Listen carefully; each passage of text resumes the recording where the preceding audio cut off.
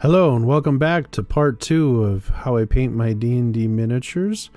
These ones being the miniatures from Reaper minis, and specifically these city guard with the bow. So picking up from where we left off after the first video, we'd finished the pants and boots and belts and tunic and everything, and moving on to some of the armor on the model. And then also trying to find any spots where I would like this silver color.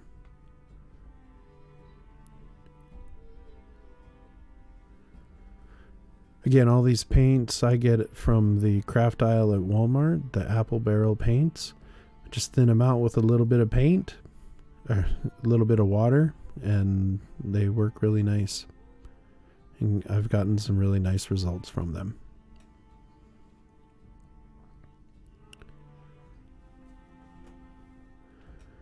As I continue on in this series, some of the other models you see on the table there below, I will only show how I do one of them, and then we'll cut in to a new spot in the video when I move on to another part of the model.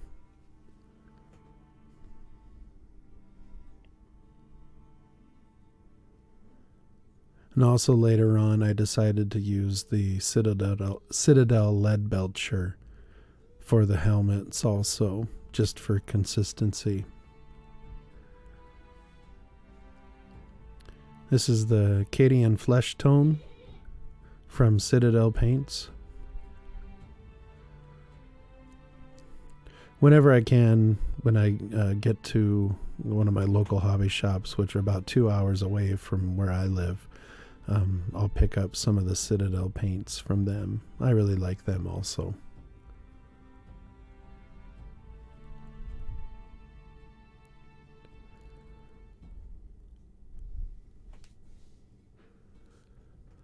Already the details in these models are starting to pop and just really look fantastic. My hat's off to all the sculptors that Reaper Minis uses. So they do a great job.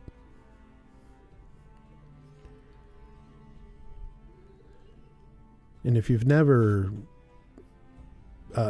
painted any kind of model before, or even just like me, I'm by no means a professional. I just enjoy doing it. It's just for the love of the game, and for me it's a stress reliever, but I highly recommend it. The more you do it, the better you get. I've been painting models like these for about 6 years or so now, so and I've just picked up any tips and tricks I can. I will apologize for the times I painted off camera. It's kind of hard to watch the screen and then also watch the model, and I'd forget I was videoing myself.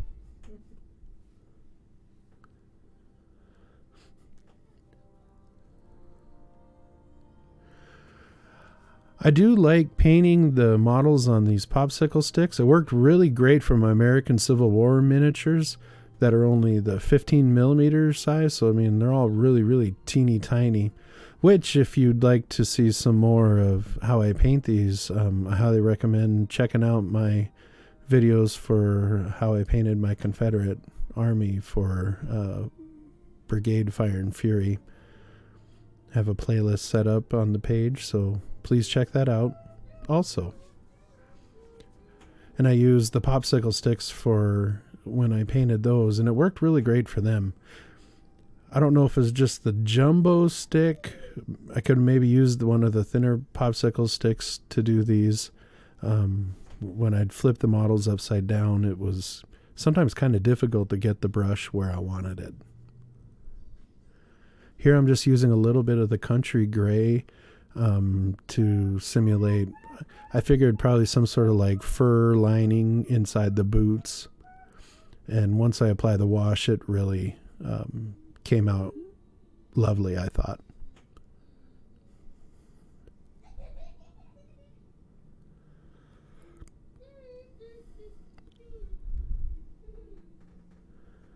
And like I was commenting on in the first video, just as you're painting these, just go slow and just look for every detail you can find.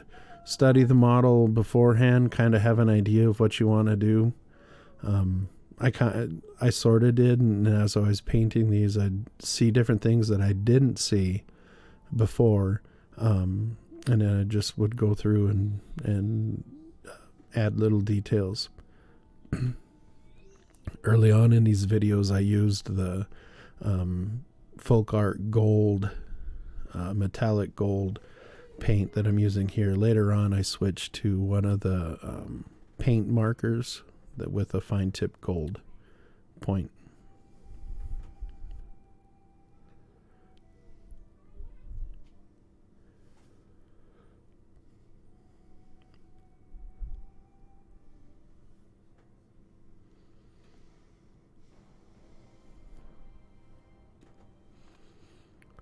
Flamenco red. That's what I was using for the hilts. Yeah.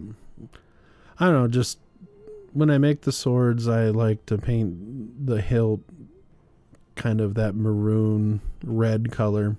Just a personal preference. I just like it to help those parts of the model pop out instead of just doing like black or gray or something. Come up with something to help that stick out just a little bit.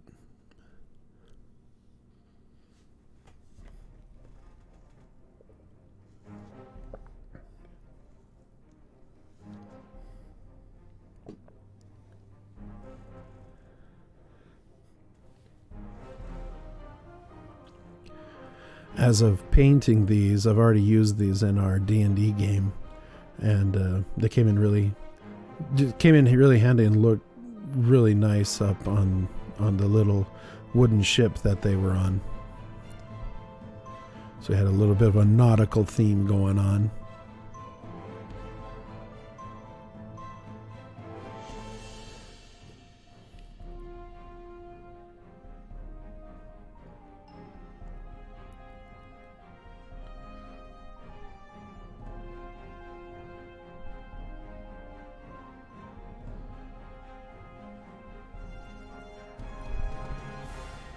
So as I was painting these, I kind of realized I missed some spots where I had wanted the silver color, mainly on where the scabbard for the sword clips onto the belt to be some sort of metallic clasp, and then also on the bottom of the scabbard.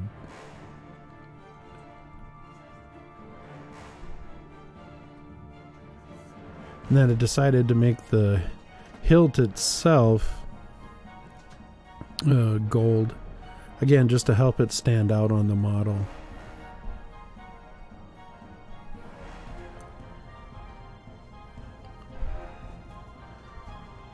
Now, one thing I haven't done on these models, and I know I've seen some sculptors and painters that'll do this, sometimes they'll add, get some thread and add like the bow string. I thought about doing that. I just haven't yet. I might do that later. This one is the olive drab from Model Color that I got at Hobby Lobby. I use that for the quiver.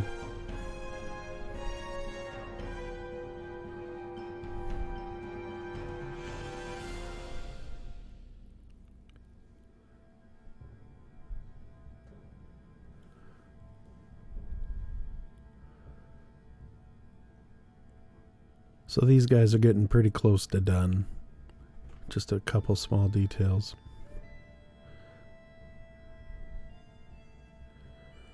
The brushes that I use, I just get from Walmart. I'll get just a basic acrylic set.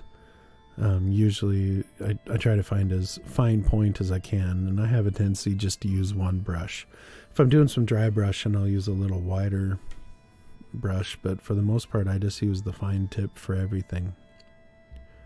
Even on the bigger models that I'll paint, I'll spend a lot of time using the little teeny tiny brush.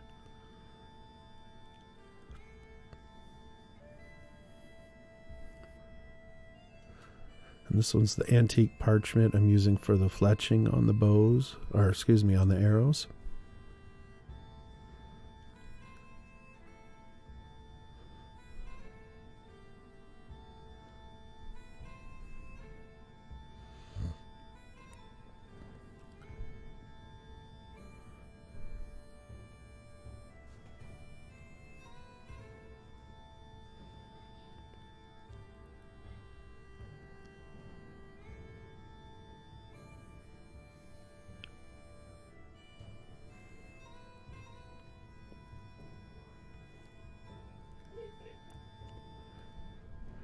I decided to do just a few little highlights.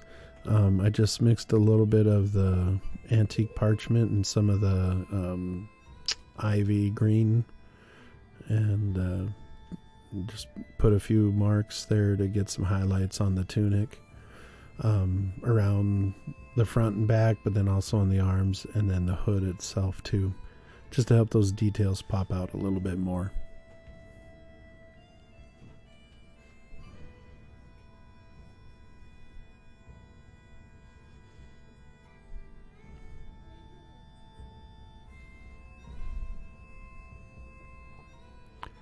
I know it looks kind of sloppy now, but once the wash is applied, it kind of helps. It just blends in and looks, I thought, really nice.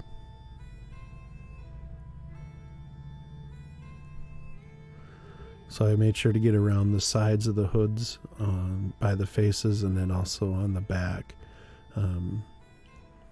That's really where, around the back of the neck, helps some of those details pop out.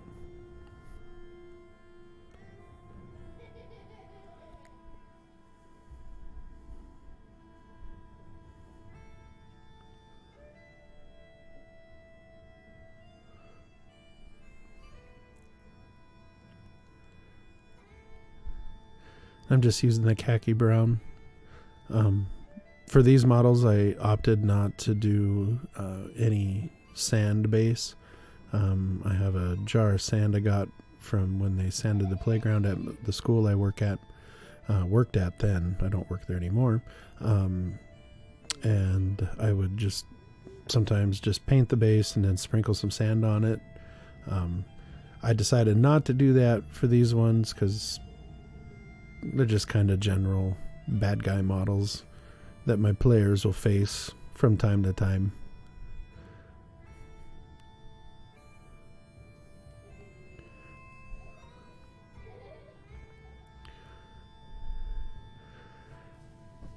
And since I play D&D and I am the dungeon master for my game, I just like to have actual little figures and that we can use for the different creatures and characters. And then I'll also, if I don't have a pre-built model for some of my players, I'll go to the Reaper Minis and I'll paint their model, use their models for my players.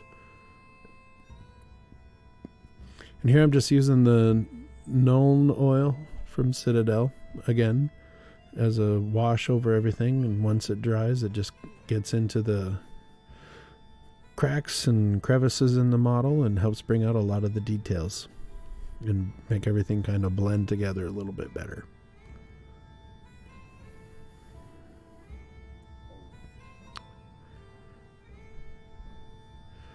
And I just go through and make sure to get it spread out and make sure it doesn't pool in any one place for too much. But you can see it's looking pretty nice.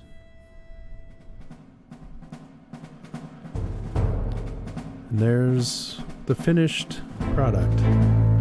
Well, thank you for tuning in. I hope you enjoyed. I'll have more videos coming up soon, so please make sure to hit that like button and subscribe if you want to continue to see more. And just thank you for your support.